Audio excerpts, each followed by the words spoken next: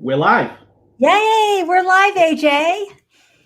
Thank you for joining us, guys. This is our fourth virtual edition of Founders Live Boston. Thank you guys for joining us. My name is AJ. I'm the Boston City co-leader, and this is my gracious co-host, Miss Ande Lyons. Hi, everyone. So happy to be here. So thrilled to have yet another live stream virtual Founders Live Boston event. Yeah, we are sending a strong message to the country, especially to the Boston community, that COVID-19 is not going to disrupt the spirit of innovation that we have with this community here, and we're going to keep on chugging along. And that's why we moved our event to virtual. But it's going to be extremely interactive. We have some cool prizes we're giving out today via our trivia questions by our sponsor, First Republic Bank. And we're really excited. We get to do this every month for you all, and let's kind of get the show rolling. Okay, I'm very excited. I see that someone's trying to enter our studio here. I just don't know who that could be. So if there's a problem entering, someone let me know, okay? That's great. AJ, shall I pull up the screen? Yeah, we'll play in our intro video, just so everyone could get a feel of what the Founders Live mission is all about. And then we'll go into introducing our expert panel we have for this evening. Every month, we are so fortunate to gather a group of expert angel investors, industry experts, to really give these founders some sound feedback based on their experience scaling companies and startups themselves. So, AJ, can we just say hi to a few people in the crowd? Absolutely. All right. Vicky O'Neill from... Vicky O'Neill. How you doing, Vicky? She's an amazing marketing person. Everybody should follow her. I saw her website the other day. The amazing Natalie. She's my intern from Halt School International, and she's doing everything from all of the platforms. I don't know who this is, but, looks like a wild and crazy dude. We always are welcoming that. Exactly. All right. So just wanted to say hi to the crowds. And now we'll go ahead and play the video. Founders Live is the global venue for modern entrepreneurs, especially during these very challenging times. The direct impact of COVID-19 is currently being felt around the world, and it could get worse before it gets better. We are here to help you through these challenging times by connecting you to the people, information, and resources meant to move you forward as you start your next project. We see an opportunity to bring the resources and capital and connections to the people that need it and the people that can use it, no matter where they live in the world. My honest opinion is, no matter what the economic climate is in the world, Founders Live can be important. In the good times, when it's booming, we're here to help grow companies and have them access capital that's flowing around the world, and really be a fun, great event and global platform that powers entrepreneurship. In the tough times, we actually think we can be the answer, given the fact that if people are actually getting laid off and unemployment starts rising, well, the choice to start their own business is front and center, and Founders Live is right there to help them grow. I believe the secret sauce of Founders Live lies in the combination of these three words: inspiration, education, and entertainment. Inspiration is rooted in the energy and the passion that every single attendee has. The education is the information that we're bringing to people that they otherwise couldn't find. Founders Live Online helps solve entrepreneurs' daily challenges. If you have a question that you're just wondering, I don't know what to do here, you simply need to just type it into Founders Live and someone else will answer it right there for you. And the entertainment is the fun. We believe business should be fun, we believe it should be casual, and we believe it should be inspirational. Founders Live is the perfect place for you to connect with other entrepreneurs and to be inspired.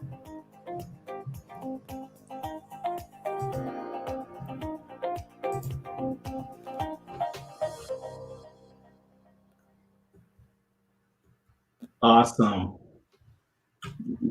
So as the founder of Founders Live, Nick was saying, the core mission is to inspire, educate, and entertain.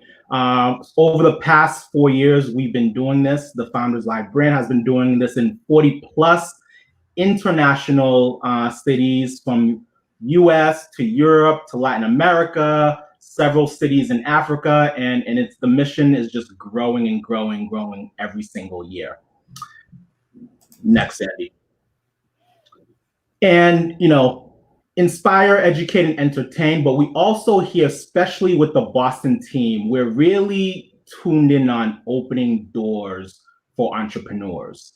As an entrepreneur myself, I know how fortunate I was to accomplish certain milestones because of the help of some very, very key people in the ecosystem that mentored me, that was able to sit down with me and just listen to my frustrations and really provide me with a lot of tools and resources I needed to pretty much launch and get going. And that's another thing. That's another reason why we love to do Founders Live every month. We really want to open a lot of doors for not only the featured founders that we're highlighting every month, but also the founders that are tuning in online and through our live stream and participating and engaging and asking questions. Feel free to introduce yourself tonight as the event goes by, because we definitely like to open more doors for you as well. We obviously could not do this without the amazing support of some super, super duper sponsors we have. Shout out to Amazon Web Services. So far, First Republic Bank, CIC Boston, which is where we hosted our live events before the pandemic. Shout out to them. And we just have several other industry partners who continue to support the cause and help us every month. To date, in just the Boston area alone, since we started here in Boston, we have been able to provide AWS credit to about almost $400,000 in AWS credit and $135,000 Google Cloud credit to simply help all these founders scale. Technology is very expensive, so we all know that any little bit absolutely helps. And like I said, all presenters, and this is kind of unusual because usually they're just one winner and everyone claps for them. But actually, thanks to our sponsors, everyone's a winner. I know that sounds cliche, but everyone actually is a winner. Not only are we opening doors, but we're also providing resources to use when you go through that door. So all presenters actually get 5K in AWS credit. Or they could select and get 3K in Google Cloud. The winner gets 10K in credit, and they get a feature in the Founders Live Global Podcast that was launched earlier this year. It's getting some amazing traction. You get to do a sit-down one-on-one interview with Nick Hughes. And get streamed live across the entire globe. You get a UI UX review session with my company, Synergy Consulting. We help early stage startups pretty much launch, design, and build their innovations. And you get a 30-minute Startup Life Founder coaching session with my amazing co-host right here, Ande. Can't wait. So excited. And we also, and this is a new addition this month, guys, we also get a media prepared command your moment session, 30-minute session with our sponsor, Media Prepared. You ever wonder how, people just get in front of camera, whether it's a news interview or any type of online blog, a video interview, and they just kill it and nail it?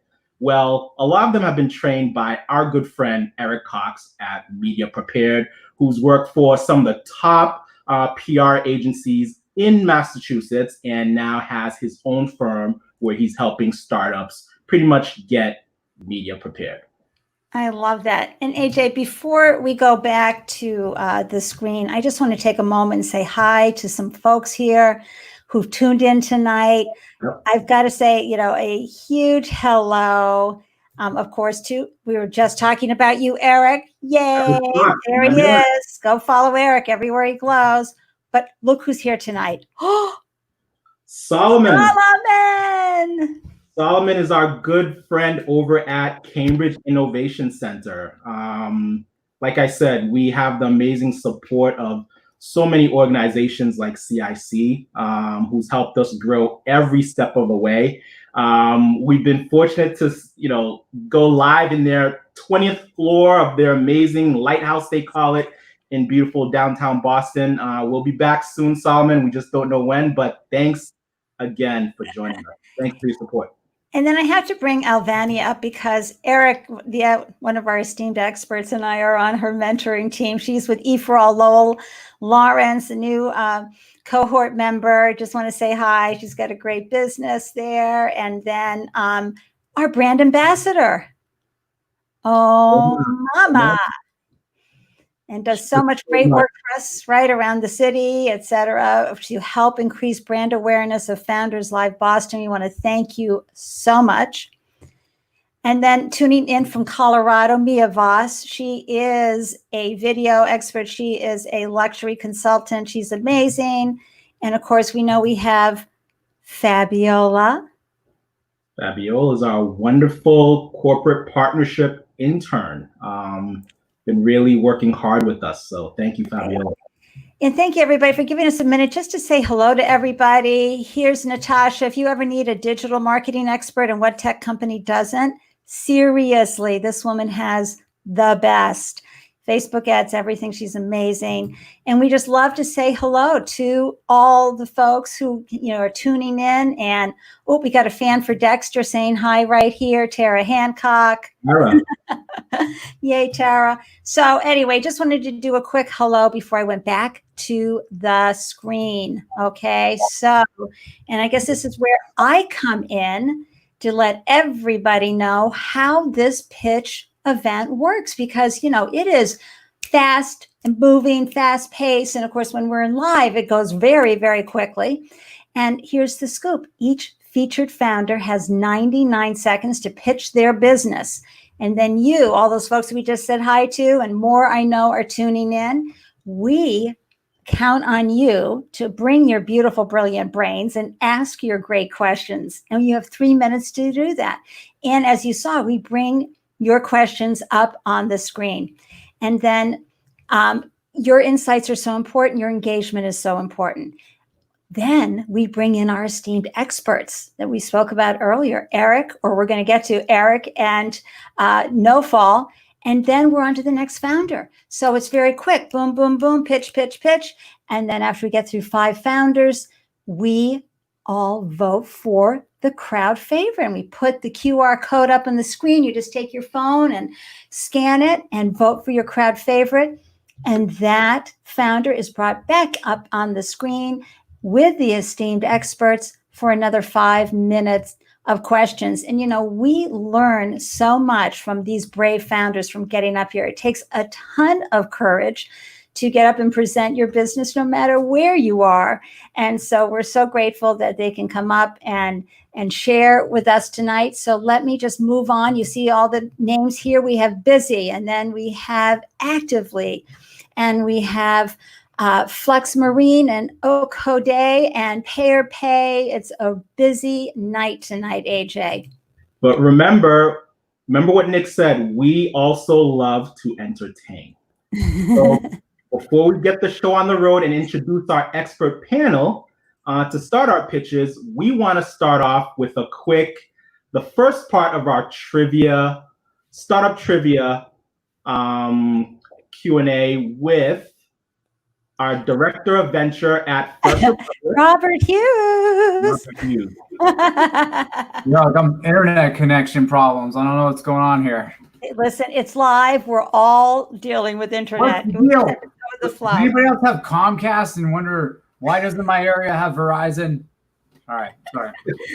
But thanks so much, Rob. Robert has been a staple in the Boston ecosystem for some time now. Him and First Republic Bank has helped countless early stage startups get financing and really navigate their way through troubled waters. And boy, are a lot of startups in troubled waters these days. So There's a few.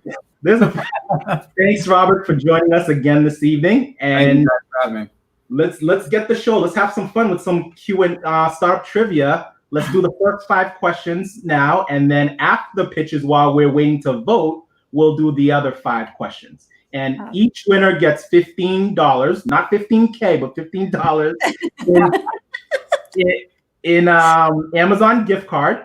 And it'll be emailed to you directly to your inbox. So, okay, audience, get ready, get your smarty pants hats on, because here comes the first question. The first person to get it right in the stream wins. Here you go. Ready, set. Question 1. Read it, Robert. All right. This former startup by one of our co-founders of PayPal just completed their first crewed U.S. rocket launch to space in almost 10 years. Remember, we have a 10-second delay too. Remember the last time we were like, how did nobody answer this? We're gonna give you guys a minute. Well, let's see if someone can muster up there we go. Exactly. I was gonna have a bad pun, so we can muster up an answer. So he's the founder, but it's not the startup. Thank you. Keep going, everybody. What's the startup's name? Well, they're no longer a startup now, but what is their name? Okay, here we go. We've got Elon. We've got someone. SpaceX. That's right, Scott Fisher. Scott Fisher, you are a winner. As we say in Boston, you're a winner. Winner. You came into it first. Although, I know, Solomon, you were right behind him. But it was a few seconds. And thank you, Charles, for hopping in there and answering. Maybe the next time. We had some good answers in here. Thank you. And I know Fabiola, Nat, and Natalia are going to get your name. We'll find you, and we'll get you that certificate. Someone literally just said space. Hey, if nobody else had answered properly, I think that would have been fine. We would have done a Jeopardy or something saying, is that close enough? Okay, so question number 2, moving right along. Let's do it. This Boston startup was acquired by AWS Car Rentals in 2013. Ooh. And Rob, don't give them too many easy hints. I'm not going to hint. I messed it up last time. I misled the audience with my bad puns. Yeah, it's great. All right, so let's see. There you go. Yeah. Bravo, Caroline Frost. Yeah. Wait a minute. I didn't do this for you, Scott. Sorry.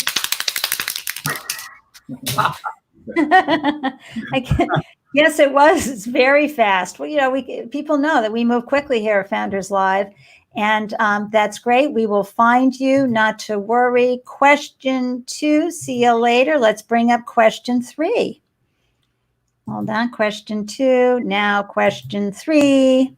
This latest unicorn in the fashion space was originally founded by 2 young women from Harvard Business School. Who knew? I'm telling you, some of the things that you learn in a trivia contest. I didn't know they were Harvard. You didn't know this, Andy? Really? I don't know, where was I? I'm wondering. We've got some people in here. I know. Okay, let's see. I think that they're going to get it. 100%. This company exploded. No, not Fashion Nova. Close. Yeah. Scott, That's you're not on it. fire tonight. Scott, I'm challenging Scott. He's on Google's. He's getting the answers off of Google's. Show your face, Scott. Show your face. Stop being so smart, Scott. But hey, who doesn't want to follow Black Tech Matters? Just saying, everybody. Thank you. All right. So where are we here? Number 4. Thank you, Scott, for nailing it again. All right. So get rid of that. Number 4 coming up. You can use this financing term with angel investors without having to put a valuation on your company. It then turns into equity as soon as another investor comes in. You guys know this one for sure. Scott, you're on probation for the next. Yeah, Scott. Yeah, we're not taking your answers are no good now. What? We can't do that. I guess we make up the rules, but like I don't know if we should. Yeah. Minu. Nina Gupta! Yay! Good job. All We have right. a lot of folks on LinkedIn now. We just got approved to live stream on LinkedIn just last month, so that's awesome. Good on you. I can't get approved. They're like, you have long hair, and I had a beard, and they're like, you look homeless. So you are not the stereotypical banker look, okay? No. Sorry. I'll get my best out next time. Oh, good. Oh, my gosh. Can I just throw this up for a second? Derek, I tell you, we've got the Derek Canton cheering squad in the audience tonight. Nice. Derek Canton is a sneakerhead, too. He's got some serious connects if you need sneakers. Really? Yeah. He's legit. Derek, you gotta talk. Okay. I keep trying to hit him up. He won't return my text. Okay. Final question for this part of the trivia. We'll do it more later, everybody. Okay. This fintech startup named for a children's cartoon allows customers to buy and sell stock on an app without paying a commission. Very children's cartoon, I guess. Yeah, it's a children's book as well. Yeah, but it had original origins way before. I thought it was like one of those old like. Hey, no hints, Rob. All right, yeah, sorry. Well, this is. I'm sorry, I didn't give away anything there, did I? Yeah. There we go. Albania, come on. Yeah. Way to rock it, girlfriend. Woo! Right on. Hey, Eric, she's smart. She's wicked smart. Right. Okay. That concludes part 1 of our startup trivia. Thank you, Rob. Thank you, Rob. Go grab a drink. We'll let you back in soon. That was great fun. So now we're going to start with our first presenter. So let's just talk a little bit first. I'm going to show the pitch deck for a second, okay? Because I want to talk a little bit about the esteemed expert panelist, AJ. Yeah, we this month we have Eric Liu, who's a principal at Lance Group, and he's also an angel investor at Launchpad Venture Group, which is one of the biggest angel groups here in the Boston area. And we have also Nofal Ibrahim, and Nofal has been a champion of Founders Live Boston for so long. Right. Really good friend of ours. He tunes in every month and is well engaged with our community. But we're so glad to have him on board this month as an expert because he just has a vast knowledge in the startup world, technology, as an engineer himself. He's a founder's favorite, just really smart, intelligent, knows how to get traction, bring things to market. And he's got, a great portfolio. So please, everybody, reach out to these folks, find them on LinkedIn, tell them that you saw them here on Founders Live, and build your network. That's what live events are, because we're not in person, so we have to use this opportunity to network virtually. And then again, here are the 5 founders. We're going to begin tonight with Farouk Daher. I'm going to go ahead and remove that from my screen. I'm going to come down here. I'm going to add. Hello. Hi, Farouk. You're going first. Going? You're amazing. Yay. Can't wait. I know. And we're going to bring this up like that. And AJ and I are going to step out and we're going to give you the 99 seconds. Now, of course, before I remove myself, I will ask who for 99 seconds. Okay. And then I'll come back in when she tells me it's over. And I say, who, everybody, because it's Alexa. And I've made the mistake of saying her name out loud when we've been live, and everybody's Alexa has gone off. So, okay. I'm just mute myself.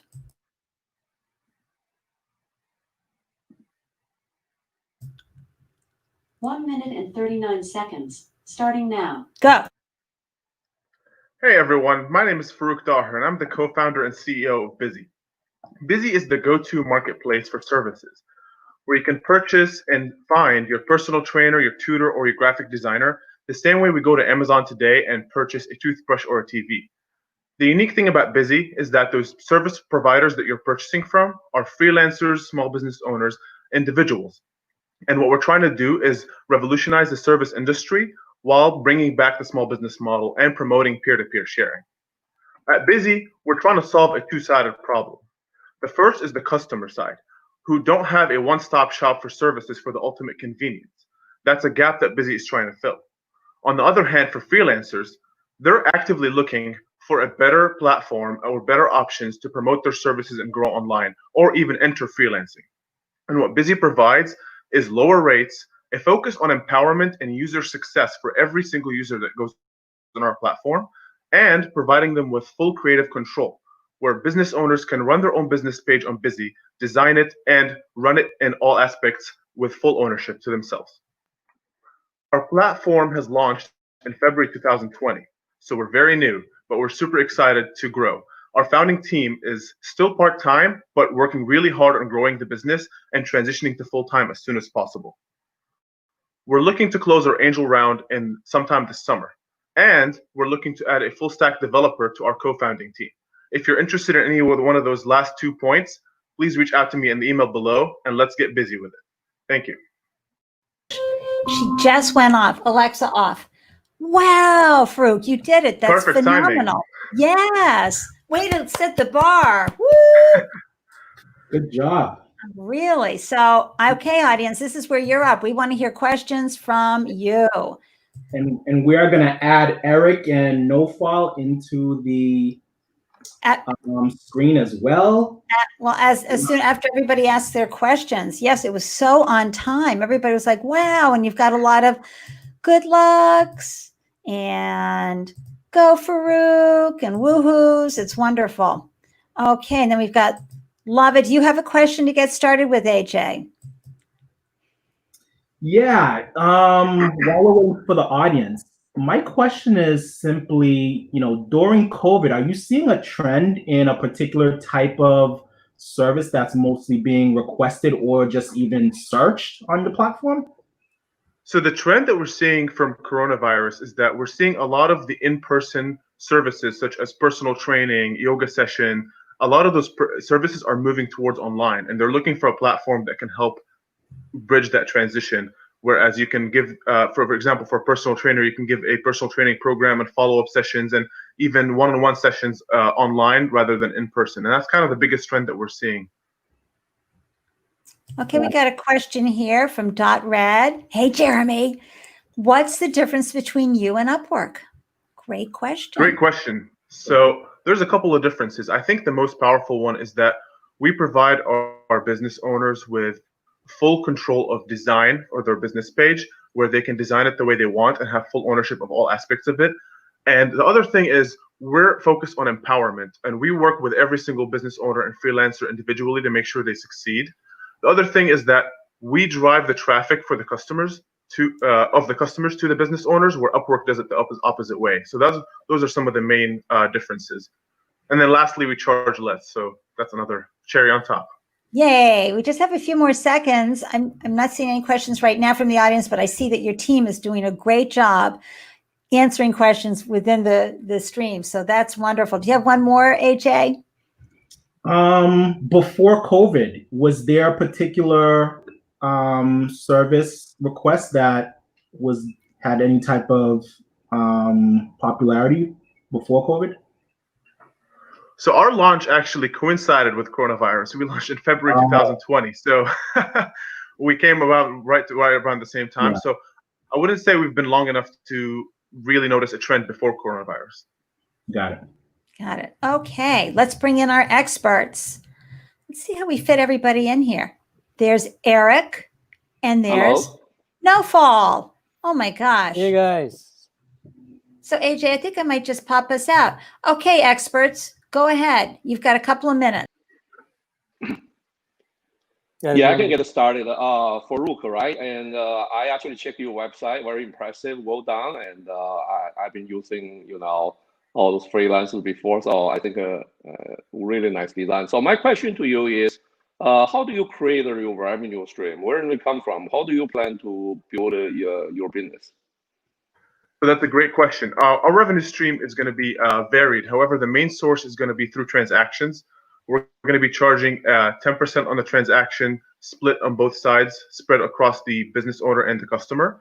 We're going to be introducing new revenue streams from subscription-based premium accounts and features and spotlights. However, the active one right now is for the transaction-based. Thank you. Hey, Farouk, nice to meet you. Nice to meet you too. Thank you. Great business opportunity during these COVID pandemic times that is there as everything is going online. My question is, with all these businesses and freelancers, how do you curate them that they are what they seem to say that they provide to the end user? Because you're trying to build goodwill with your end users who are trying to use the system. How do you curate them? So we do a lot of individual outreach, and we have some social media marketing. And then what we do is we review and look at every account on our platform and try to feature the ones that are, the ones with the most experience to our customers, and work with the ones with the least experience in order to help them bridge that gap. So we work with them on improving their profiles, on making sure they have the right amount of past experience and projects that are offered. And that's kind of how we filter through the quality that goes to our website. Excellent job. Awesome. 2 minutes are up, and of course you can have more exchanges at another time, but that's wonderful. And so I am going to go ahead, Farouk, and remove you from the beautiful. Thank you for taking your screen time from me. That was awesome. You can see I have a more up close experience here. And I'll take your banner down there. And thank you so much for that great presentation. And your team did a wonderful job in the stream, answering questions that folks in the stream had. We have the best team. There you go. Love to hear that. Thank you. And Eric and Nofal, we'll see you again, of course, after our next presenter. Thank you. Thank you. And I've got to find Nofal on here. Oh gosh, there he is. And I got to bring AJ back in. Come on, here we go. We've got another wonderful presenter coming up, and let's bring Anna. She's all ready. She's everything is amazing. You guys really know what you're doing. I got to tell you, look at this. She's ready to glow. Ready. Things happen. I'm going to remember the banner this time. I'm so excited. Get that going. I'll take down. There's just so much housekeeping on these things. Thank you for walking me through that. I will set Alexa, and AJ and I are wishing you good luck on your 99 seconds. Ready? I'm just going to mute myself.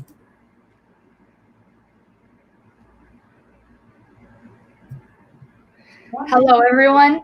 My name is Anna, and I'm the co-founder and CEO of Actively. And today I want to talk to you a little bit about college athletics.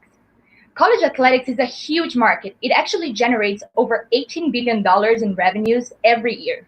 And there are over 1,200 NCAA colleges. But still, there are three major problems.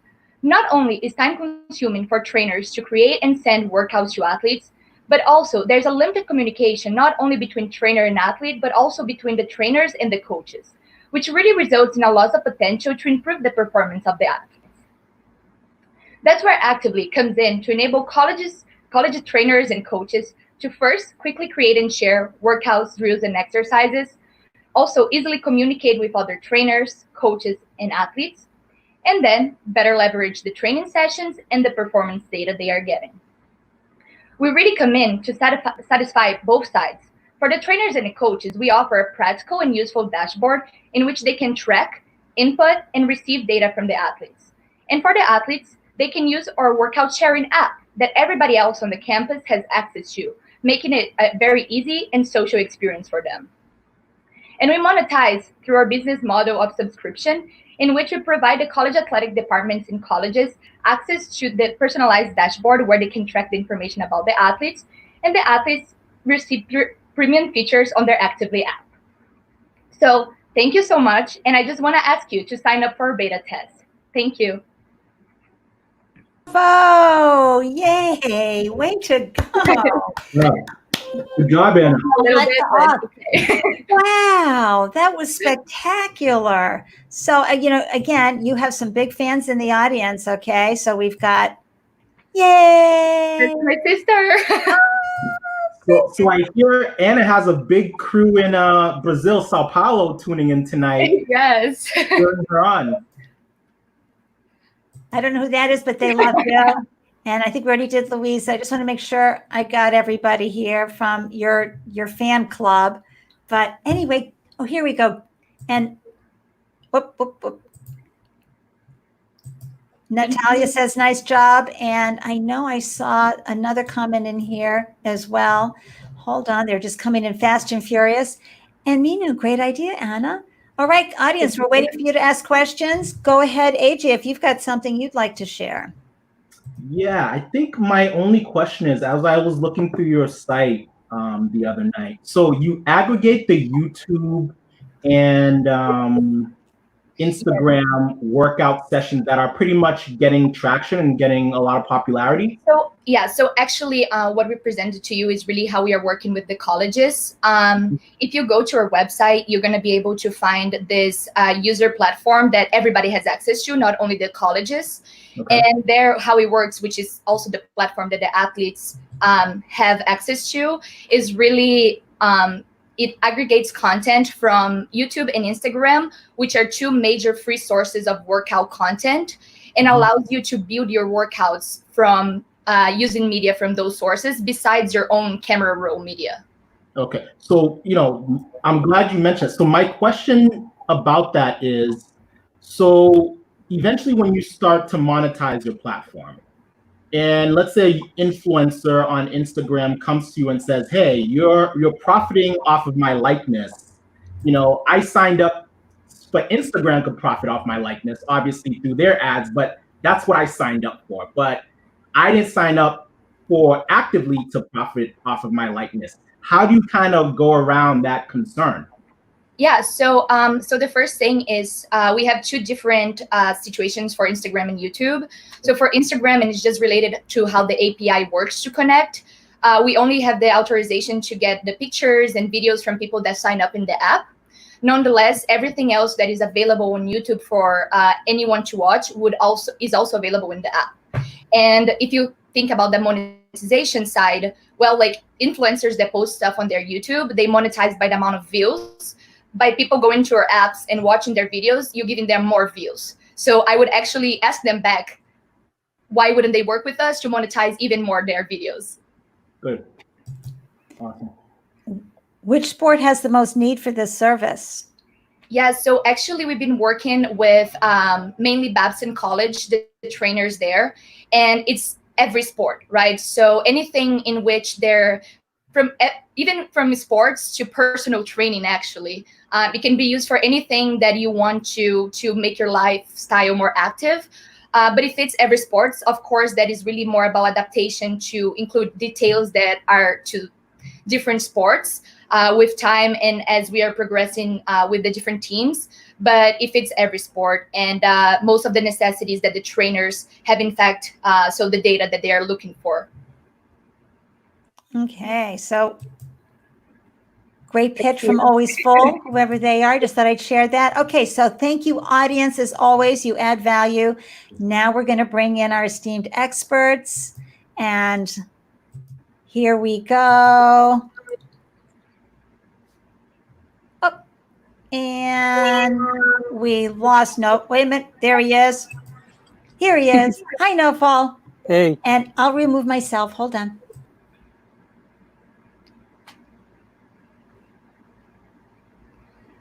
Hello. You go first, Novel.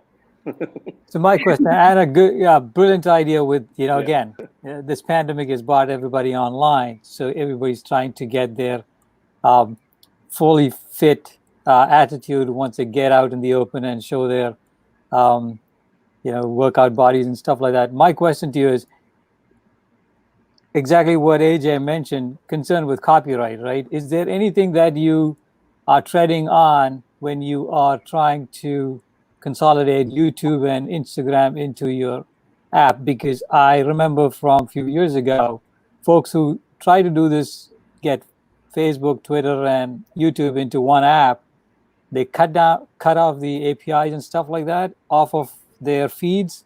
So are you dependent on YouTube and Instagram directly to show in the app, or you are curating these videos, downloading it somewhere, and then uploading back in? Yeah, so it's embedded, so it comes directly from the APIs, in which case we do plan for, in the future, if we have a problem with that, we want to have also user-generated content there to kind of come in. So, you know, I guess looking forward a little bit in time, we want people to be able to post things. So like from their own workouts, own exercises and drills, rather than just be getting those from YouTube and Instagram. But just by observing how these customers, how these users are, where are they going to find the content, we thought it would be very important to have that available, since so many people do go to YouTube and Instagram to find what the inspiration to work out. Okay, thank you. Of course. Hi, Anna. Nice meeting you. I've been in Sao Paulo quite a few times. Oh, that's awesome. Love the city. Yeah, great. Love it. So my question really is, what do you think is going to be the biggest hurdle or barrier for your customer to sign up with your service? I think the biggest hurdle just in general is every time you work with colleges, there is a lot of movement to just get everybody in the app. So I think the hurdle is just, we are never going to be able to just, let's say, get this partnership with the college and instantly have all the athletes in the app.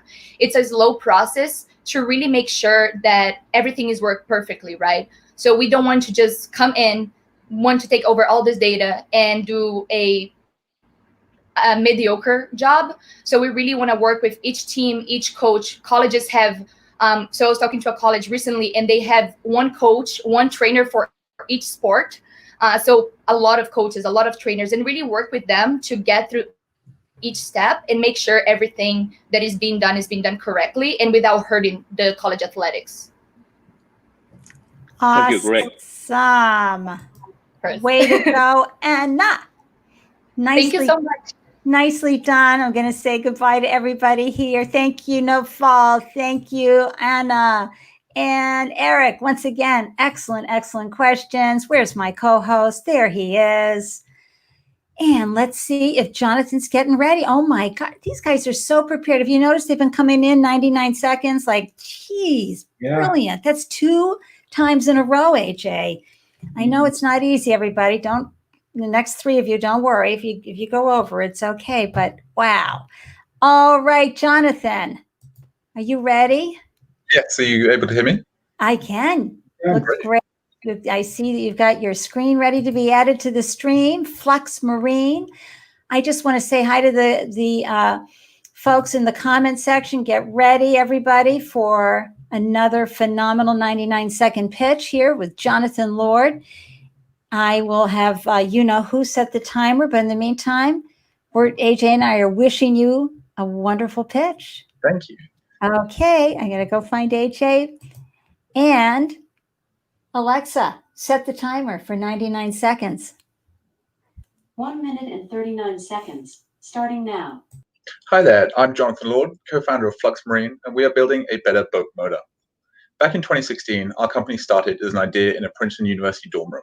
The automotive industry was undergoing an electric revolution, and as boaters, we saw an opportunity to change and disrupt our industry. Owning a boat is not like owning a car. They have high maintenance costs and low reliability, not to mention their disruptive noise and emissions. And that's why we set out to design, manufacture, and market electric outboard motors. The US outboard motor market is valued at $3 billion, with over 300,000 units sold annually. The market is dominated by gas incumbents, with 3 main competitors in the electric space, with none of them showing much innovation. Simply put, they offer a solution that is 2/3 the speed, 1/2 the range, but can cost up to 10 times the price of a gas engine. To date, our motors have exceeded the performance of all electric competition. We have our first paid pilot user, built partnerships with hull manufacturers to sell our motor as a complete boating package, and raised over $300,000 in non-dilutive funding. With a cruising speed of 25 miles an hour, we can match the range of a gas outboard.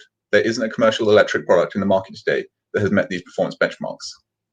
Our solution has 0 maintenance for 10 years. Most docks already have power outlets, eliminating the need for a complex charging infrastructure. We achieved this by redesigning the outboard from the ground up.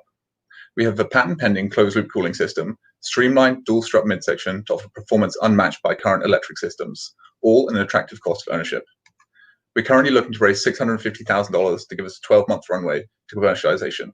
At Flux Marine, we have a desire to make a difference, a passion for the environment, and knowledge of propulsion systems, and we will bring the marine industry on board towards a sustainable energy future. Please join us. There we go. Perfect moment again. Alexa off. Wow. Phenomenal.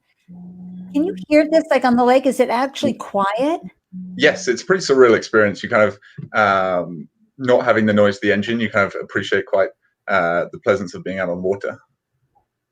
Wow. I just find that amazing. AJ. That's amazing. I mean, I'm not familiar with the boating industry, but I like to be a fan from afar. But Mike, one question is, for your initial target market, are you targeting like manufacturers that are building new boats using your technology, or are you targeting consumers who would like to convert their boat to a more sustainable energy? Yeah, that's a great question. So it's we're going down both routes. Our value proposition is that we have a drop-in plug-and-play turnkey solution. So it can be applied for people who are choosing to repower their boats. Often you go through 3 motors over the lifespan of one hull. But we're also trying to partner with hull manufacturers so that people can buy a new boat and choose whether they have an old gas system or they can get a fresh new electric one that will last then longer than their gas equivalent would have lasted. All right. And then we have a question from the odd. Oh, we have several. Okay. Woo. Maxwell Haynes, how much does it cost? So we're launching with 3 motors, a 15 horsepower, a 40 horsepower, and a 70 horsepower. We're looking to launch the 15 horsepower for about $12,000. This is, although it's more expensive than a gas counterpart, if you take into the account the cost of operation maintenance needed annually, if you're using it on a reasonably regular basis, you can get a return on investment in as little as 3 years. Flux Marine, wow, just what you need, the serene and quiet waters. Isn't that great? I feel the same way. And I think a similar question, what's the cost as compared to a normal motor? Yes, so initially it is going to be more expensive, but as we scale, the cost of our materials that we're selling will come down because we get volume order discounts. We can then pass that on to the consumer, so then we'll be close to price parity at acquisition. We're also exploring different kind of payment structures to allow that to come sooner, but it's within a few years, it's the average lifetime cost becomes lower than a gas engine. Okay, great job, great presentation. I'm going to bring in our experts now, and we will add Eric to the stream, No Fault to the stream. I know you guys have some great questions. I'll remove myself. Go ahead, you have 2 minutes. Yeah, Eric, you can go. Hey, Jonathan, nice meeting you here. Very exciting idea. I look at your website. I mean, I can't wait to enjoy the boat like that, like everybody else. So my question really is, what's your go-to-market strategy? What's your marketing plan? Yeah, sure. So we have our external beta test consumers already lined up. So they're waiting for us to actually produce them. And we also already have agreements with hull manufacturers to be purchasing on bulk orders in anticipation for them selling their boats with our motors. So we're initially looking at coaching boats for rowing teams and sailing teams. So their coaches ride along in a launch. Typically they're a gas engine, so it's pretty frustrating with the reliability issues as well as the noise. So that's why we're targeting them sooner, as well as the fact that I was on the crew team in college. So we're pretty well integrated within the entire community already. Wonderful. Good luck. Thank you. Hey, Jonathan, brilliant idea. Brilliant. The next Tesla on the waters. So my question is baked into exactly what they had as problems. What's the infrastructure network that you have to help range anxiety? You've heard that Yeah. And you're on the water. So how do you make sure that the folks who want to switch on to EV on the boats do not have that anxiety that they can get stuck on the water? Yeah, that's a great question, and it is commonly asked. So, unlike the auto industry, a typical boating experience is you're going from your own dock, going out for a day on the boat, and then coming back to your own dock. And actually, most docks already have some charging outlets, so it eliminates the need for a complex charging infrastructure. But then, on a performance metric, we're actually almost meeting the range of a gas engine at medium to high speeds. But when you bring down the speed to kind of 5 or 6 miles an hour, we can get a range of between 150 and 200 miles, which actually far exceeds that of a gas engine. Awesome. Thank you. Awesome. Awesome job. 2 minutes are up. Oh my gosh.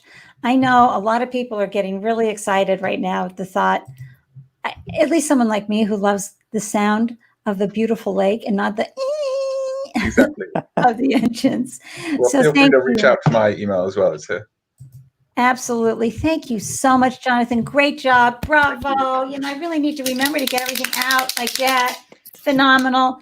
I tell you, you experts are wicked smart. I'm just saying. So thank you for your great questions, Snowfall and Eric. And we will see you at the next presentation. Hi, AJ. Hello. Oh We my got some great companies this month. gosh. Well, you know, we say that every month. I know. Better and better. They really, really do. I got to tell you, if anybody wants to start singing happy birthday, our next guest, she's celebrating her birthday and she's pitching tonight. And her company is called O Code. By the way, AJ, just wanted to throw that out there. The E is silent. We're bringing Dr. Sherry into the room here. How you doing? Hi, everybody. What an amazing event so far. I feel blessed to be here on my birthday. Really great. Well, you know, we love women in tech. I got to tell you, women coders, you've done a lot for this world, Dr. Sherry. So thank you, thank you, thank you. AJ and I, oh, by the way, can we just say one more time, happy birthday. Happy birthday. Thank you. So she goes, oh, it's my birthday, but I'm going to pitch it. No problem. And so Well, that's I'm great. going to miss such an amazing opportunity. And AJ, I don't know if you know this, but Dr. Sherry is in the Capital Network's Female Founder Fellowship. And I have to tell you, the Capital Network, everybody, is a local program. They've been around for 20 years. They support founders, everything around raising money and equity for your business. They're phenomenal.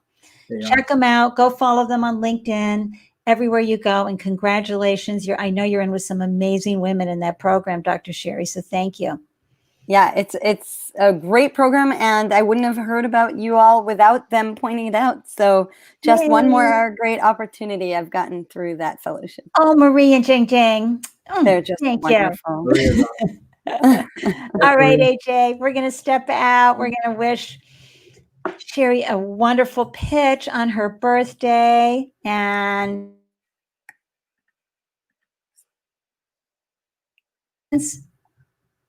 Oh. 1 minute and 39 seconds, starting now. Hi, everybody. As Andy said, my name is Shiri Dori Hakoin. You can call me Dr. Controversy, and I am the CEO and co-founder of OCode. I want to tell you about a window of opportunity that did not exist 5 or 10 years ago. Back then, if you had a bad experience, a bad service, or some controversy that happened with one of your products, you maybe told a few friends and then nobody ever heard about it. But today, we've all got our phones in our pockets, and that one controversy can go out to the entire world in a matter of minutes and go viral. But just before it goes viral, there's an opportunity, and that is when the story has not broken yet, is not hit the New York Times yet, but it's gaining steam, and you can already tell that it's going to be problematic. And that's what we at OCode detect. So recently, Twitter introduced fact checks on Donald Trump. Now, regardless of our political opinions about him, we can all agree that he's a very controversial figure. And this argument between him and Jack Dorsey about fact checks was launched, and within a day caused Twitter's stock to go into a tailspin. And so we take this social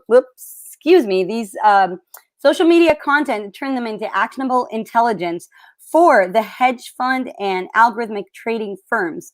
So we actually sell and package these actionable insights to make millions of dollars for our clients.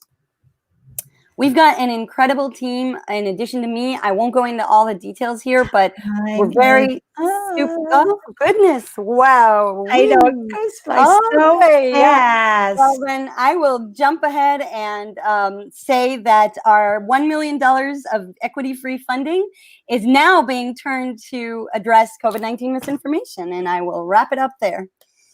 Well, talk more about your team for me, please. I'd love to learn more.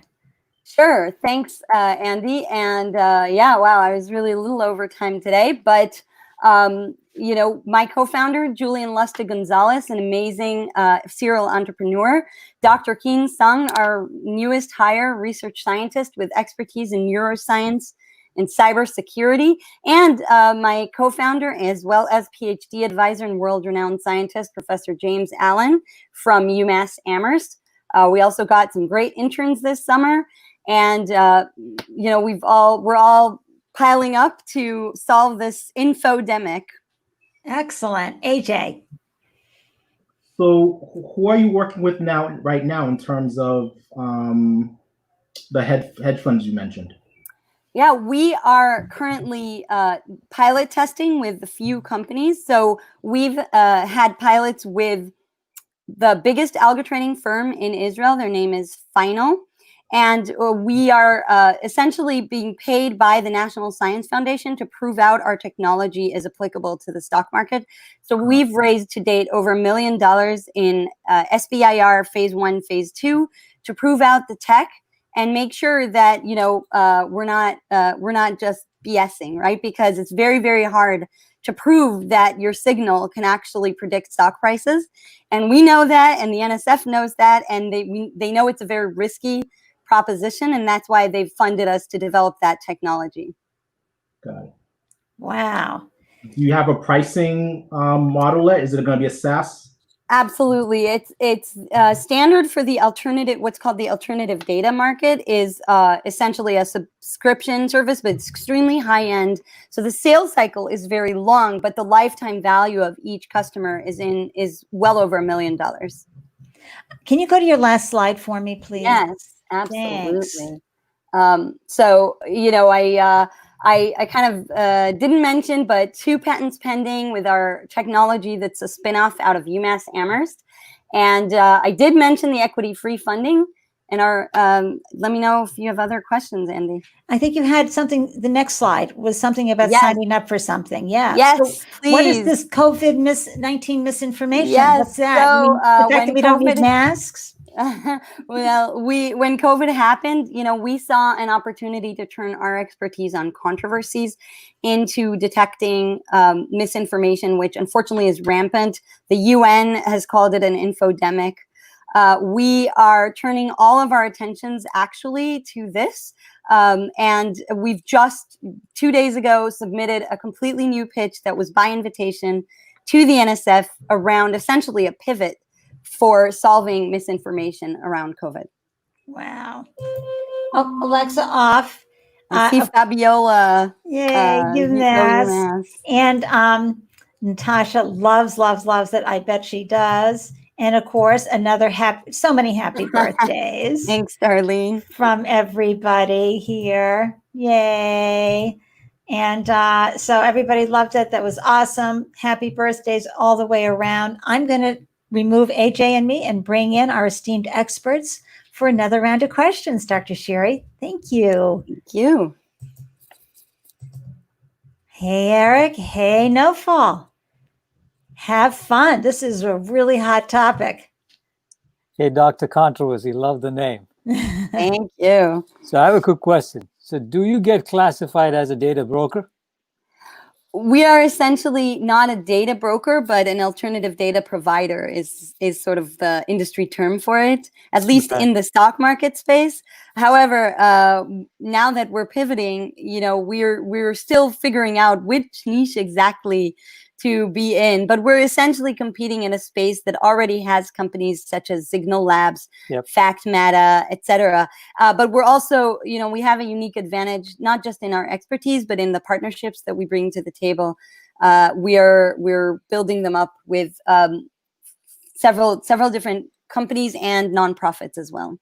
So a question to segue into it. So you said you're working with hedge funds and financial institutions. So do you have anything in the future coming out where you use those controversies like vaccinations, those controversies for countries, communities, so that it becomes a social good that you do with your data to help them say, no, vaccinations are good and it's not bad, something like that? That's exactly right. And so we are now in the works of a completely new customer discovery process for this pivot. But we are essentially considering several different verticals. One of them is hospitals, the other is vaccine companies, pharma companies, and the other is governments. So the goal is life-saving and, and also a safer democracy. If you think forward, we've got the 2020 elections just around the corner, and there's no guarantees that that's not going to be a problem as they were in 2016 and 18. That's payday for you, 2020 election.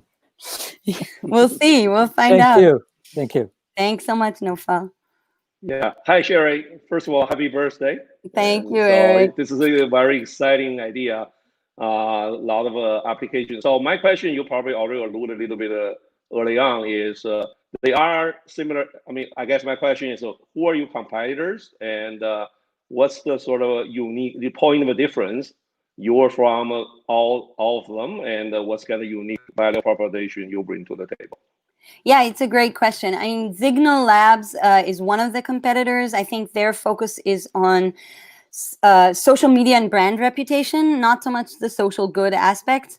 FactMata is essentially in the ad tech space, which I personally think is part of the problem, not the solution, unfortunately. And there's a few other folks who we're just now starting to look into and understanding what their business models are. We think that COVID is essentially, it's a horrible to say we're going to take this as an opportunity, but I think we really are poised to solve a massive problem here. And, there are people peddling fake cures and not to mention malicious disinformation efforts by bots, etc. So that's the space that we want to go in and solve. Yay, Great, yay, thank you. Yay. I'm very intrigued by it all, I have to say. It's just amazing. And thank you. And of course, thank you for being a leader of women in tech and a great role model as well for other women in tech. Thank you, Andy, for having me, and to both the experts and AJ, of course. Yay. Okay, so I'm going to bring AJ back and say bye to our esteemed experts. You guys, I am so in awe of you both. Really. Thank you. Thank you. Thank you. And here's AJ. Boy, wow, right? It's going to be tough tonight. Yeah. I know. Everybody, you got to remember, you're going to be voting soon. But first, we have another phenomenal founder, featured founder, the guy with the big cheering crowd in the group here, I got to tell you. Lots going on there. Let me bring up your screen for you, and we'll get ready for your pitch, okay? Look at you with the T-shirt and everything, Derek. Way to go. All right, let me just tell Alexa, I'm going to remove AJ, and good luck with your pitch. Thank you. Like many other businesses, PearPay has overcome the challenges of COVID-19. Hi, my name is Derek Canton, and I'm the CEO and founder of PearPay. And I'm proud to share we are helping restaurants reopen with our contactless payment platform. COVID-19 has changed everything. And with the possibility of viruses being transmitted at the time of transaction with cash and credit card, restaurant operators need a contactless payment platform that allows them to reduce this risk, increase restaurant efficiency, not compromise on payment security, and ultimately provide a truly contact-like experience for the guests as well as their staff members. And PearPay is doing just that. With our platform, restaurants are able to accept payments without physical contact. Guests are able to make a payment with just a text message. So no downloading apps and no setting up new hardware for restaurants with a direct point of sale system integration. Since launching our platform just a month ago, we're already live with 5 locations and in 2 states. We already successfully processed over 300 transactions on our platform, totaling almost $30,000 in total transactions. With our platform, we charge restaurants on installation, monthly SaaS fee, as well as per transaction. If you're interested in learning more about our platform, I'd love to grab a beer with you at one of our partner locations. Thank you. Wow. Again, fast, speedy, unbelievable. Yay, Thank yay, you. yay. Good job. Good job. We've got Alexa off.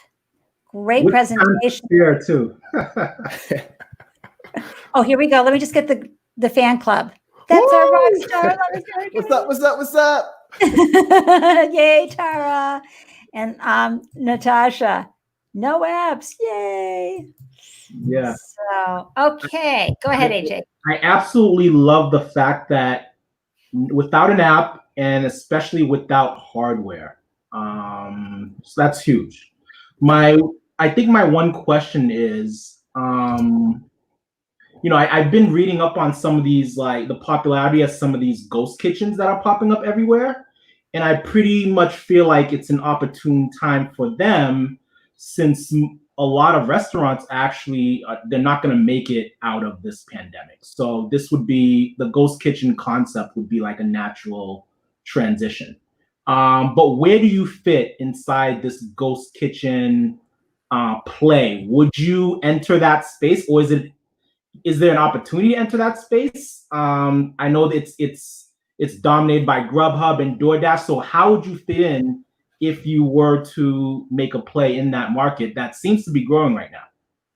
Yeah, so that's a great question. So for us, we are really focusing on the payment side of it versus the restaurant technology side of things. Because our technology directly integrates with point of sale systems, there's no apps. And literally, as long as you can use a text message, you can use our platform. We see applications in a lot of really exciting areas. Now, as long as you have a point of sale system, so if you have a ghost kitchen, you do have a point of sale system, we can still actually integrate and support restaurants that are doing delivery as well too. So there's a lot of really cool and flexibility things that we're excited about our platform. How do you promote usage outside of the restaurant without an app? Yeah, so one of the things which is really cool what we're seeing is before COVID-19, we were thinking about maybe capturing about 3% of the transaction market, which is about Apple Pays, what they're seeing right now. Right now with our platform, our contactless payment platform is the preferred way of payment. So you go to one of our partner restaurants, they're not dropping the physical check. They ask you for your cell phone number. So we actually don't have to do the promoting. The restaurant themselves are pushing our product, which has been incredible. So right now, when we talk about percentages, we're processing up to 65 to even 80% of the transactions at some of these restaurants. It's incredible. Go, Derek. How does it work if there's no hardware for restaurants? I guess it's a popular question. Yeah, that's a great question. So we directly integrate with the restaurant's point of sale system. And we actually already have a partnership in place with one of the largest point of sale system providers, NCR Aloha, which actually acts as a really good barrier for entry as a remote when we talk about some of our competitive advantages. And so we already have deployed installations with Aloha, NCR, Micros, PosiTouch, and more to come. How does this differentiate from Apple Pay, Samsung Pay, and other incumbent contactless payment solutions? Thank you, James. Yep, great question. So at a restaurant, unless they physically bring you a device to your table, you can't use it. But for us, we actually can use Apple Pay, Google Pay, Samsung Pay with our platform. So we actually are allowing restaurants to now use these types of technologies. I just want to do one more, because Scott was a double winner tonight. There's a ton of competition in this space. What makes you different? Yep, so there's a couple things. So one of the things that we're doing that we have not seen anyone do yet is our walkout recovery system. What this means is, for example, you go out, you party, you drink too much, and you leave.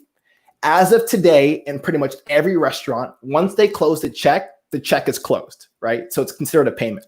With us, we have the capability of separating that payment from the point of sale system. So even the next day or even a week later, you can still recover that payment. And we have not seen anyone doing this yet. So we're pretty stoked about it. And restaurants have already recovered money on this platform, and it's exciting.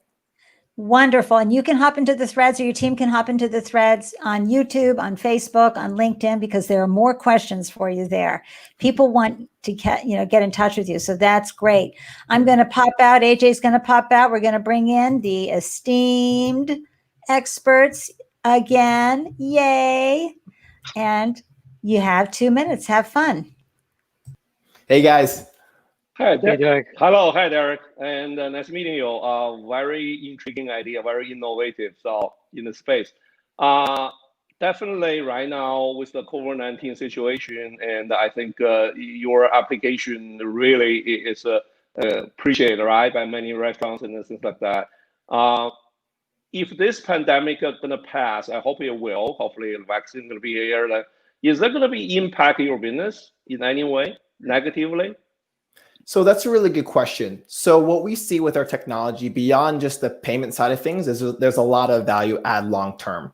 Now, outside of the restaurant and just the payment space as well too, we are also looking at a big data play because of with our point of sale system integration with the interactions we have with the guests. We're able to learn a lot about the guests as well as the restaurant, and there's a lot of value there. So long term, we see a lot of cool things that we believe we'll be able to scale. And even if it scales back a little bit on some of the adoption, because we're making money monthly and per transaction, there's a lot of financial opportunity in the space as well too.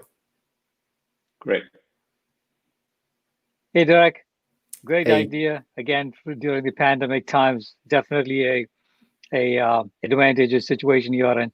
A quick question on it. There is definitely a friction when customers are asked for their telephone numbers when they walk into restaurants, because that's some personal data you're handing over. So how do you manage that from a security standpoint, any SMS spoofing or that cell phone data being transmitted out? Because one of the concerns I did see that you brought up is the recovery of the payment even after the end of day happens. That means that the restaurant is still holding on to that cell phone information that you provided even after the customer has walked out of the building. How do you see that as a deterrent to an end user saying, okay, you have the simplicity of a text message, but your cell phone data is going to be shared with the POS system or the restaurant? Yeah, so that's a really good question. So I think there's a couple of things. One is when we talk about sharing your cell phone number with the restaurant, people are doing it already when you talk about ordering takeout, right? And that was kind of where we initially started and moved this technology for dining in at the table and introduce other things. So with that normality of people providing cell phone numbers, we haven't seen pushback there. Now, we do have other ways for accepting payment if someone really does not want to use a text message. But regarding kind of security around your phone number itself, so one is when we talk about our recovery system, we actually do not provide that full access to the restaurant. They do have to reach out to us to be able to send that. So we're not actually giving the restaurant their phone numbers to be stored within their system at all. We understand that is a powerful tool to have. So we are being very careful about that. I mean, being in the payment space, dealing with PCI compliance and all these other things we've had to go through, we're definitely confident we can continue to provide a high level of security on our platform. Thank you. Great job. Terrific. Thank you guys so much. We're going to get ready to vote for the crowd favorites. So I'll just pop you all down into the green room. That's great. No fall. Bring back AJ. All right, AJ. It's that time. Good stuff. That concludes our pitches, folks. So we actually have a seamless, it's touchless, right? Touchless voting tool. Simply scan the QR code that's on your screen right now, and you can now vote for the audience favorite. And we'll probably take 5 to 10 minutes for that voting. If you don't know how to scan the QR code, all you have to do is simply type in the URL, the bit.ly link on the bottom into your web browser on your phone and vote there. It might, if this is your first time voting on the Founders Live platform, it'll lead you to the login screen. Just sign in, log in through Facebook. In 2 seconds, you're in, and it goes right into the actual poll. While we are voting, we are going to do the second part of our startup trivia, and we'll bring Rob back into the screen. Okay, here he comes. Oh, he let his hair down. I did. I had to let the hair flow. The Comcast is not being friendly, though. I'm going to tell you. Let's get through these questions in a hurry. It's not going well tonight. All right, let's do it. It's question 6. Coming right up.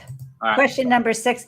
I accidentally kicked Derek out by mistake, so I hope he comes back. Sorry, Derek. All right, question number 6 coming right up.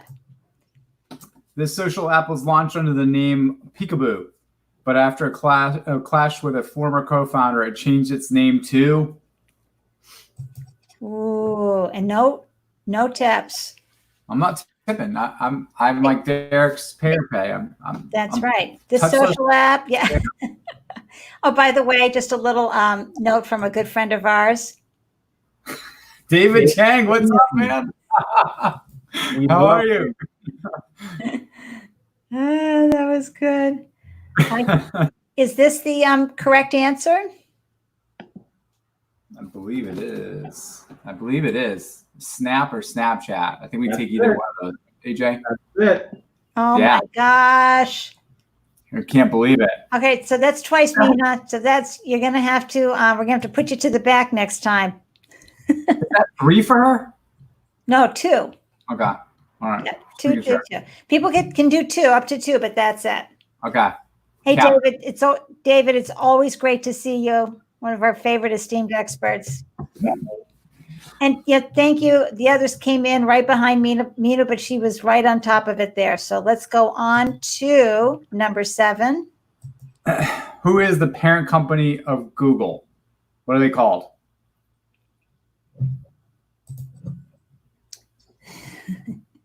I don't know that. Oh, yeah, I do. Okay. Okay. A lot of people don't know this. Yeah, that one got me. If you Google it, I think you can probably find out. I've got to go find. I got to go find Derek and tell him to come back. Derek. Let's see. We're going to be seeing comments pretty soon here. Okay, who had it first? Here we go. All right, so we're gonna reach out to you on YouTube, but we have someone on YouTube who will grab your name because we want you to get this gift certificate, Basaras. So Gift certificates, guys. Come on. Have quicker fingers. Solomon had it too, but too late, Solomon. Sorry. Sorry, Solomon, and as did James and Fritz, and we had some really good one. That's nice, Andy. God, that was a good one. Sure. All right. Let me just get Basaras up here. All right, then. Next up, hold on. Keep voting, everybody. And we'll get rid of that one. Question number 8. You're doing this when you self-finance your company or raise very little capital from friends and family.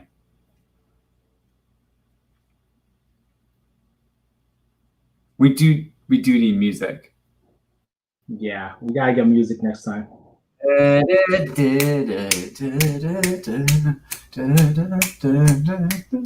you see Clement at Techstars demo day? He did like this dance because they had music going. Yeah, some moves going on there. He puts you to shame, Rob. What's going on here? Oh, he's a way better dancer than I am. And his beard was better than my beard will ever be. But they made a GIF of him dancing on the Techstars. Somebody sent it to me too. They have their own little Slack channel, and they sent it around. And it was just Clement. It's really bad. Sorry, Clement. I'm sorry, bud. It looks like Dan was the first one. Dan dot games. I can't hear it. I'm trying to find poor Derek on the side here. Okay. We have that. Dan Dot's game. I see James, Alphabet, Andy. What that is? I keep coming in second. There. That's right, Solomon. Hold on. That's right, Solomon. You're so close. Okay, Dan Dot Games. I love that. It's actually Dan Dot Games. Yeah. Bootstrapping. A lot of people are bootstrapping right now. It's very hard to fundraise. It's not only during the summer, but we're in a pandemic. So Yep. good luck, folks. Yep. All right. So that was question 8. Good job. But 2 more. We're going to get 2 more. Who is the company that could have purchased Netflix for just $50 million in 2000? Remember when Netflix used to be like they'd mail you the DVD? Yeah. Oh my God. That was like. And you'd always forget to mail it back in time, so you get like these like extra fees and stuff. Yeah, yeah. Man, now they're like, hey, share this with 4 friends. Crazy. I can't imagine. Can you imagine like life without Netflix during quarantine? It would be so bad. It would be like the worst thing. Good thing for Netflix. Oh. Oh, there he is. He's back. Oh gosh, I was just trying to. Sorry, everybody. I really was worried. Yay, Derek, you're back. I'm sorry, I kicked you out by mistake. Okay. Who do you think is going to be the first one here? AJ. I think Eric Cox will probably get this one first. Oh no. Oh, Solomon's due. Oh, Tara, you got it. Tara got it. Yeah. Did she get it first though? Yes, she did. Okay. I think. No, wait a minute. Sorry, Tara. Jacob got it first. No, I think Always Full got it first. Oh yeah, that's right. Always Full. Oh my gosh. So many responded to this one, everybody. Sorry about that. That was too easy, I think. That was too easy. So everybody grab Always Full. You know how to find an Always Full. Share an email with somebody, okay? So we can find you because you're commenting from YouTube. Sorry, Tara, for the false alarm. Yikes. I feel bad for Tara. That's not fair. And then Emma is saying the code is not working anymore. I wonder what that means because I was able to get on to the QR code fine. Emma, try typing in the URL. You might want to get rid of the question so she could see the URL better. Oh, yes. Thank you. Yeah, we still got lots of votes happening. This is great. Yeah. All right, we'll get on. She was probably trying to scan it while the question was blocking it, so she couldn't scan it properly. Okay, so it's Ram from Always Full. Thank you, Ram. Our people will take care of it. I will get rid of that. Brant coming, seriously, moving through the, okay, perfect. Final question, guys. Yeah, hurry up. I'm worried about that Comcast. I keep flickering. All right, question 10. 2014, Facebook acquired what company in one of the biggest attempts to enter the VR space? Dude, is VR dead? Is VR dead right now? Nobody wants to wear those glasses. You know what I mean? It's not dead. It just hasn't really reached critical mass yet. I mean, it's going to take a little more while. Yeah, I heard. Dead though. I heard AR is going to have a much brighter future in the short term because no one's going to want to share goggles, right? No one's going to want to put on somebody else. Like, there's no community VR happening now. Yeah. Yeah. Hey. All right, let's see who came in first with this. Get those votes in, guys. We're almost. It's a dead heat, but we got someone that's pulling away right now. All right, Oculus. Solomon, you got it, babe. I'm so happy he won. All of you guys responded at the same time. This time, Solomon was like a hair ahead. That's awesome. I was hoping he would win. Like, I feel bad when he keeps getting second place. Like, when we have to buy this guy a bottle of scotch or something. Solomon, awesome dude. I'm glad you came through. Everyone doesn't get a trophy, but you know, sometimes there's scotch. That's right. That's right. Hey, great. So AJ, do you want to announce the winner and we'll bring that person back in? We are almost. Let me refresh the screen. And Robert, thank you. Will Robert be announcing it? No, you guys can announce it. I was going to say before I go, though, I'm so proud of you guys. You're still dressing up. You're still doing your hair. You still look amazing. Like, come on. You're putting everybody to shame with, we're all in quarantine gear. I put a pair of dress jeans on for the first time in months yesterday. I was like thanking my stars that they fit. So I'm so proud of you two, looking so good through all this. 15 weeks, people, and you're still looking beautiful. Good for you. Thank you, Robert. You always make us feel like $1 million. You're the best. Hey, I don't tell lies. I only tell the truth. You guys look great. I love it. All right. Thank you. Thanks, Bye. Rob. See you soon. Okay. All right. Oh, good. All right. You go ahead and you can announce. And we had quite a few votes, which was wonderful. The winner is, refresh one more time. We had Busy, the winner. Yay, Busy. All right. Farouk, good job, Farouk. Where's Farouk? Let me get Farouk into the screen. Wow, Farouk. Hey.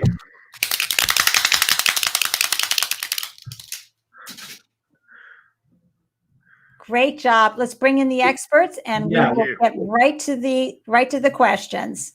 So what we typically do is for this segment with the winner, we want the experts to really dive deeper into the business model and also give Farouk a little bit more advice based on your own experience, mentoring or working in this particular vertical. I'll let anyone want to start. Yeah. So Farouk, a quick question. So, this was a question asked earlier on that how do you differentiate yourself with Upwork? My biggest challenge is Upwork is a bigger, larger scale, right? My bigger challenge is something like Fiverr, which is very close to what Busy is trying to do. And you did say that you do a 10%, 5% on either side for making revenue. Is that the only revenue model that you're trying to get into? Because that's going to be challenging in times when, both sides level off and then you're trying to see revenue come in some other way. Is there any other avenues of revenue model that you're looking in once you put your framework down of customers and businesses that are the both sides of your business? Once you have them nailed down, is there any other way to monetize that? No, that's a great question. I'll answer actually two parts of it. The first part is something I forgot to mention as far as differentiating between ourselves and Upwork and Fiverr, is that we also have location-based in-person services. So we have the online factor that those two platforms have as well, but we also have services that are searched through location. But as far as a revenue stream, this is our introductory revenue stream. Our plan long-term is going to be introducing a premium. We're going to be launching soon a design space that has multiple features for business owners to design their platform. But we're going to have some features and some premium features that are on a subscription for some recurring forecastable revenue. And those premium accounts will also have the ability to be background checked and also to have access to our full library of catered educational content for the freelancers and business owners. So that's going to be another revenue stream. And then the third revenue stream, which we're going to get into more down the line, once we actually grow and have more of a network effect, is going to be spotlights and features. Right now, we're offering those for free for freelancers to be spotlighted on our social media with paid advertisements to drive traffic to their business and our business, because their success is ours. And that's going to be something we monetize on down the line. Great. Yeah, because that is the biggest challenge, right? You need to monetize on the data that you're going to collect on both sides, other than just services. Now, how do you sell more from Busy, not as a service, but as a Busy brand? What else can you sell to both of your data sets that you've gathered on either end. That's a good way to look at it. Great. This does have a brilliant potential, though. I can see this growing fast. Yeah, thank you. And we're excited about that because we're still figuring out what the best revenue model and what the percentages are going to be, but we're super excited about the time and what we're trying to offer. Definitely. Thank you. Hey, Farouk, and congratulations for winning. And wins win every time, right? Thank you. So, I guess my biggest question also, like Noel said, everybody said, right? I mean, upward of 5 and big players, right? You obviously want to play in this space. So the first of all, do you believe this space growing? I mean, do you have any sense how fast it's growing? This is sort of a platform for freelance. And do you have any sense of that? So freelance revenue has accounted for $1 trillion in 2019 from the U.S. economy, and more than 63% of those freelancers have became freelancers in the last 4 years, and we see that growing significantly. And now you're seeing a lot of shift towards online and a lot of shift towards independent ownership, and I think that's gonna be growing significantly because you're seeing the average age of a freelancer is under 40 years old, and that's why we think that this is going to be a growing sector. Excellent. And I mean, what's behind the question is you obviously want to play in the area which is growing, so that you get a fair share, right? I mean, so my second. And we want to become the biggest player in the market, hopefully. Well, first of all, you want to be happy to be a small player in the big pond, so then when the whole pond rise up, you're going to go up too. Then you can dominate. But anyway, I think that's great. And my second question is, obviously you have been in operation for a while now. What do you see is the biggest barrier? I asked some others before. What's the barrier?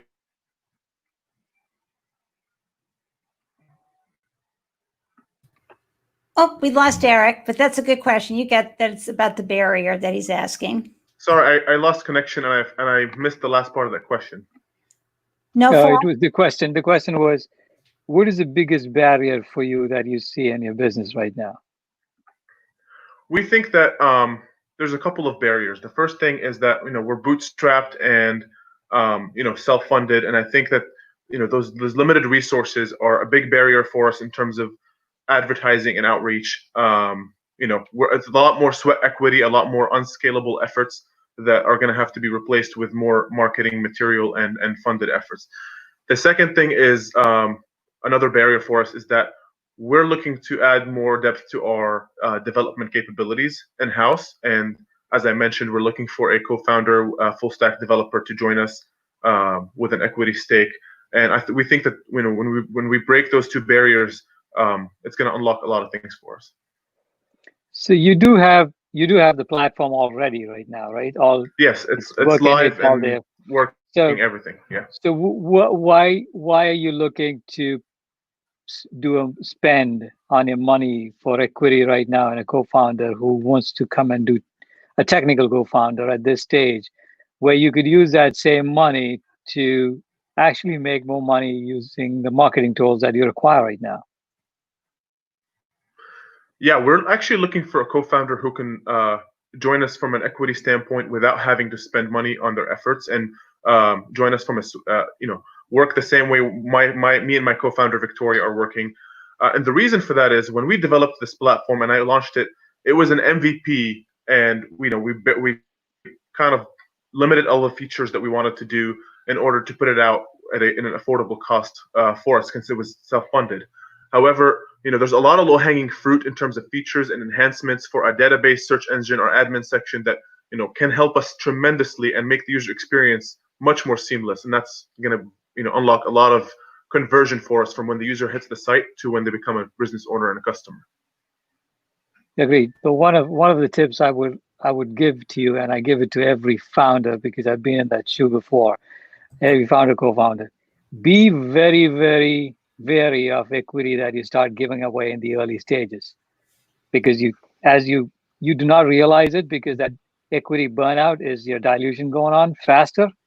And when you're really going to raise your money later on for any rounds or anything, that plays a major role in what's going to come onto the table when they're going to talk on the term sheets and stuff like that. So that's why I said, if you have your platform ready and you are already, you have customers and the businesses on it, working on it, it would be great to leverage that to make that money and put the data sets together. So increase that data and visibility, but use the money that you're going to spend somewhere else to do marketing. Marketing and PR is always the heavy lifting for a product to, as Eric said, fighting with a big fish. You need to get more eyeballs on your product. How do you do that? And, social media marketing.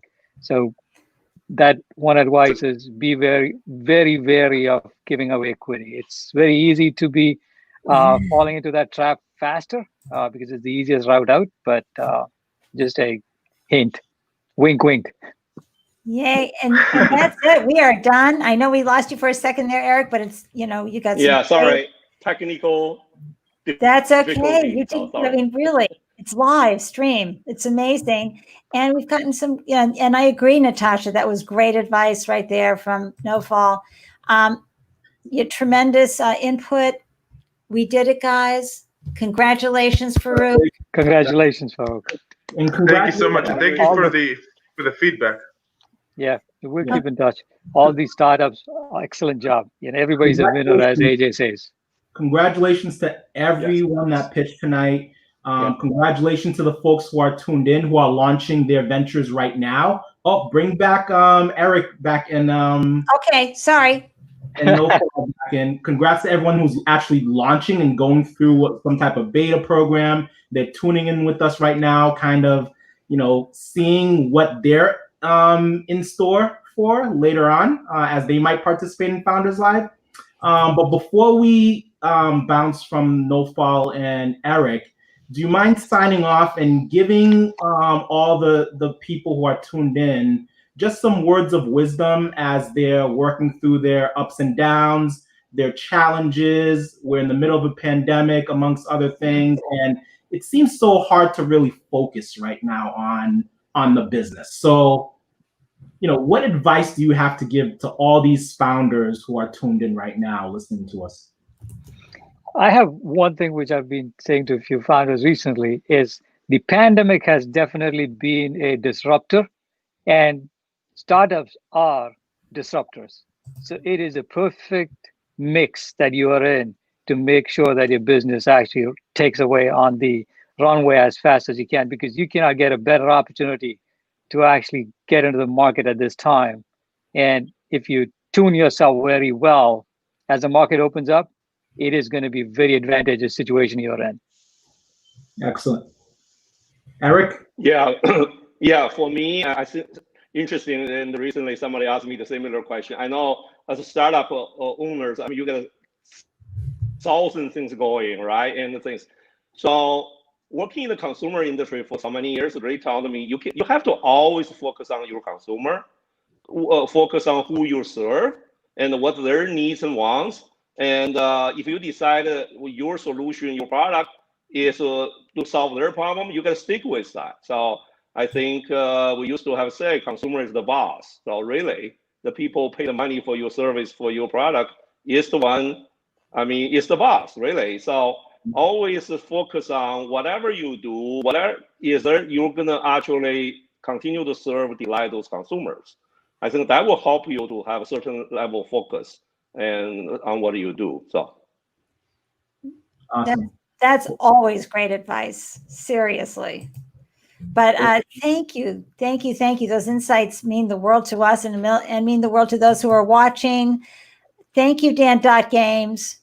And I don't know if you saw Solomon's equally wonderful comment, which we love to see. Thank you, Solomon. And yes, Mama, she swears that these pitches get better and better. It's the truth. Yeah. Yes, definitely. So we feel very blessed for everybody. And yes, thank you, David Frost. Thank you so very much. Everybody stay connected. Eric and NoFall, gosh, you guys asked great questions tonight. Thank you. Great advice, guys. If I can say something, this is my very first time and involved in the founder, here. I want to thank Andy and AJ for inviting me on the panel. And I'm really impressed what are you guys doing. I mean, it's so impressive. And also I learned a lot from the founders as well. So thank you. Thank It's you. nice. Yeah, nice to meet Eric on this. I know we both are ready for also. We'll definitely cross paths somewhere. And Yeah, good to see you, AJ definitely. and Andy. Yeah. Definitely these events Nice are getting, meeting you. the Yeah. startups are getting better and better, as Mama just said. Wonderful. Thank you both for popping in. We're going to wrap everything up now. We're so grateful for everybody's generous feedback. It really means a lot. And oh, yes, we loved you. I hope you come back, Eric, and no fall from a mama. Yes, true. All right, Man. Amy, shall I just bring the screen back in? What an event, huh? Ah, so good. I mean, folks, again, thank you to all our partners. Rob at First Republic, Venture Division, thank you so much. CIC Boston, Google, Amazon Web Services, Synergy, Media Prepared, of course, Startup Life with Andy Lyons, our gracious host. CIC, we'll see you guys soon. As you guys, there's a lot of entrepreneurs out there that actually, they weren't always entrepreneurs. They may have gotten laid off recently, and now they're like, holy cow, might be the perfect time to finally start my own venture. If you're taking the plunge, go take a tour at CIC when they eventually start opening back up again. Great co-working spaces, great programming like Founders Live amongst one of them, and you won't be disappointed. So check them out.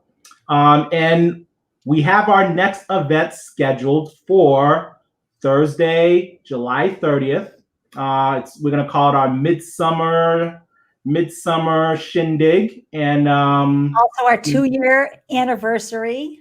And our 2-year, and wow, that just flying by. Crazy. It's hard to believe that we've been doing this for 2 years. Thank you, Eric. But we couldn't do it without the support of all our guests, all our partners, all the investors that come, all the founders that pitch. It's just a group effort, and we're just so fortunate to be in the right ecosystem to really pull this off every single month. Of course, our internal staff. Thank you, Andy, Fabiola, Omama, our lead ambassador.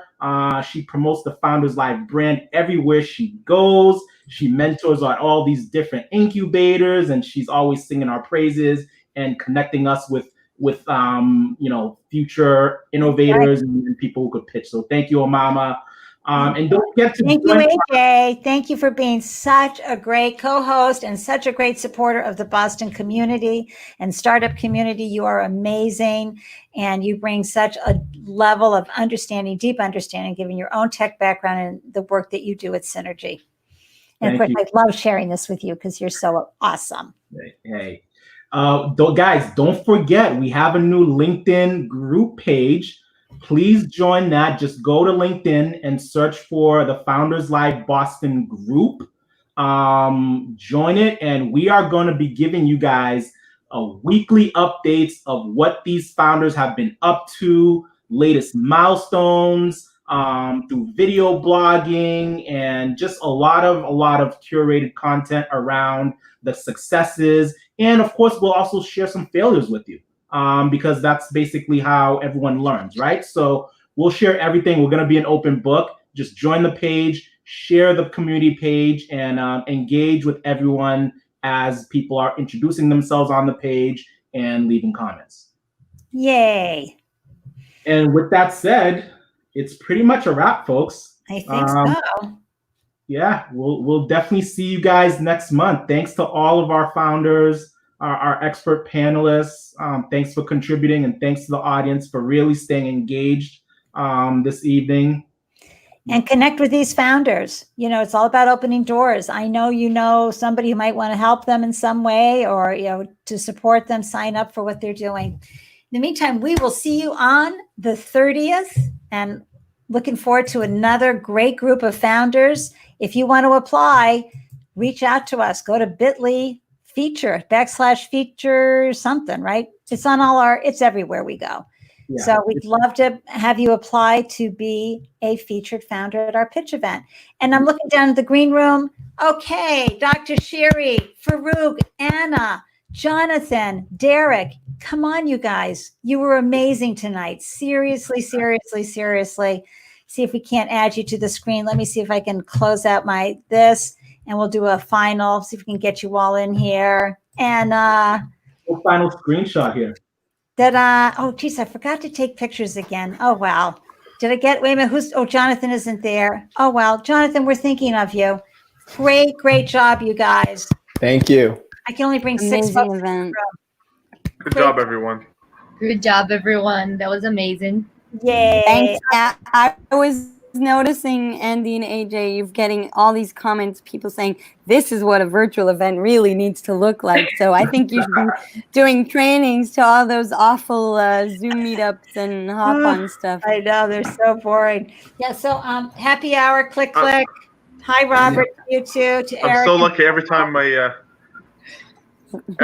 internet blocks out, like now, it was not in the time Right, when I was pitching, it's so a that was miracle. fortunate. I'm going to hit end broadcast. Oh my gosh.